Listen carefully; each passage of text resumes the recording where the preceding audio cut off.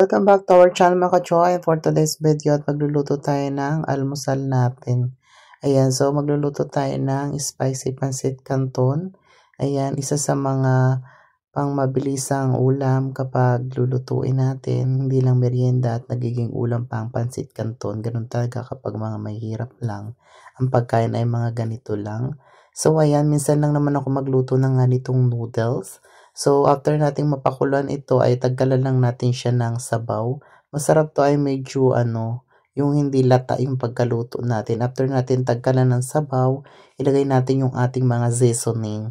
Ayan, ganyan lang yung ating gawin for today's video. Ilagay-lagay lang natin yung mga appliances ng ating pancit canton. Sobrang sarap din naman ng pancit canton kapag madalang mo lang siyang kakainin. Hindi po siya advisable na araw-araw mong kakainin.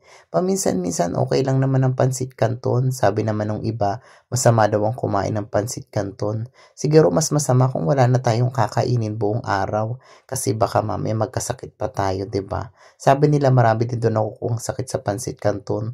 Ewan ko ba, bata pa lang naman ako kumakain ako ng pancit canton. At saka hindi naman araw-araw na ito ang kinakain ko. Siguro nga sa isang buwan, isang beses ko lang itong gawin eh. At eto na nga pala, nagsalang na rin pala ako dito ng mainit na mantika sa kawali.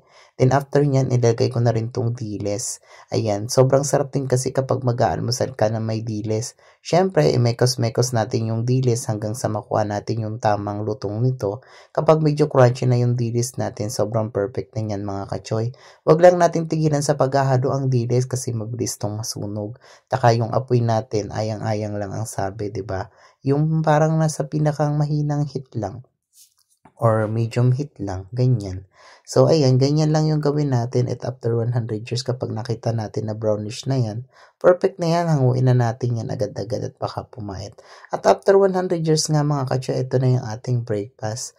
Nakapagsalang na rin pala ako ng sinaing mga kachoy. So, ito na yung ating perfect breakfast sa ating mahihirap. Ayan, meron na tayong dilis at hindi mawawala ang ating pancit canton na inuulam natin at sa mayayaman naman ay merienda lang. Curious! So, ayan, ganyan lang yung ating niluto for today's video mga kachoy at gumawa din ako ng sausawan. Naglagay lang dyan ako ng sili, bawang at saka suka at merong paminta. Then, eto din, nagawa din ako ng hiniwa-hiwang kamatis kasi perfect yung kamatis sa dilis. Ayan, yan lang. Thank you for watching. Salamat po.